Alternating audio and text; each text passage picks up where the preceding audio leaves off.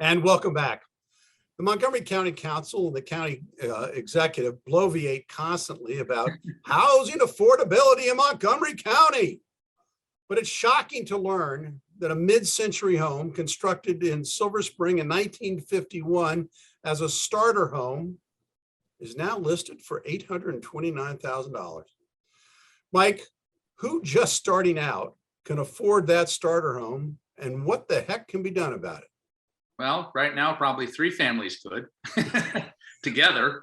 They can all pool their resources. And interestingly, we're seeing a lot of that in Montgomery County, where people are actually coming together to have a couple multi-families in a single home to address the level of affordability. But the practical answer is not many people.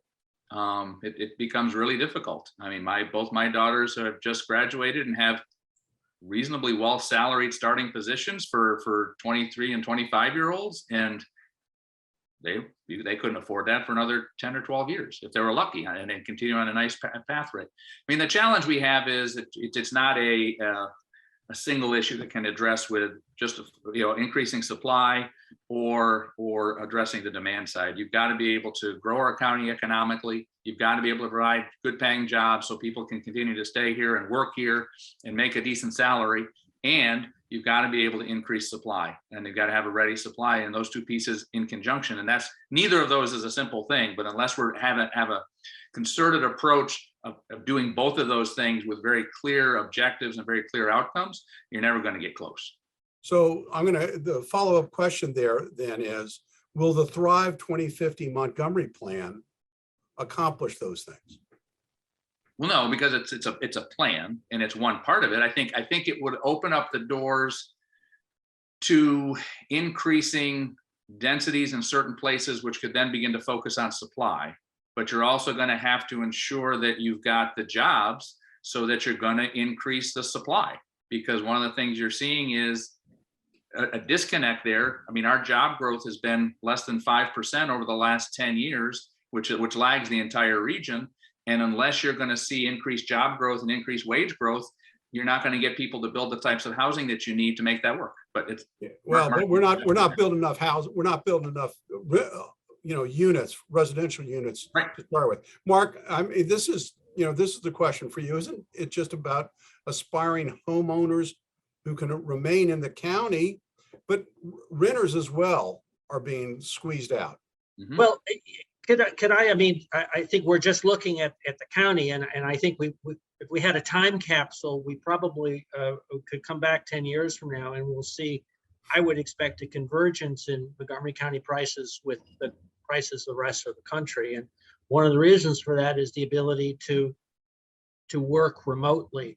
I am against analogizing from single example, but my 20-something, she and her fellow Whitman graduate, boyfriend, they bought a house last November in West Virginia. They could not have done that were it not for the, being able to work remotely. And that's a phenomena that will drive a lot of people, I think, to move to locales that are much more affordable.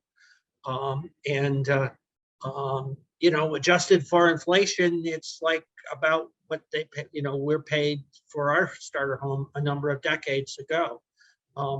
So I think we may see more of that phenomena going forward, and we probably shouldn't just look at Montgomery County, we should look at the entire region. Well, you're right, but I mean, the fact is that in all forms of housing units, Montgomery County is lagging in construction. We're not doing giving incentives for builders to want to build here. And in my opinion, we're making it disincentives all the time. Yes, I understand we want to save the planet, but forcing all new homes to have be electric and not use natural gas and some other things that the county is imposing.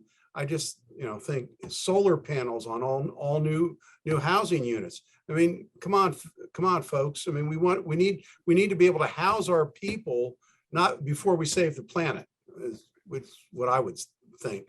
Good thing I'm not running for election, because I'm sure that message would lose.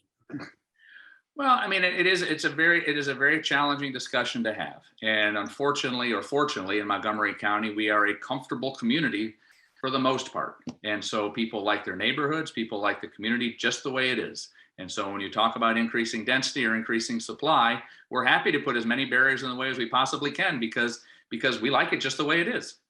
Oh, but Mike, I mean, honestly, we all know that there are parts of this county where 3 families are living in a very tight house.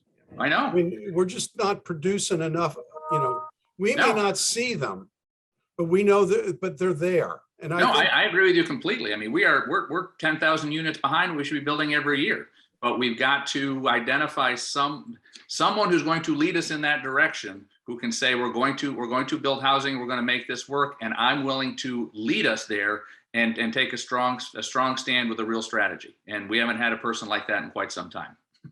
Well, you're right. All right, let's go on to our last topic.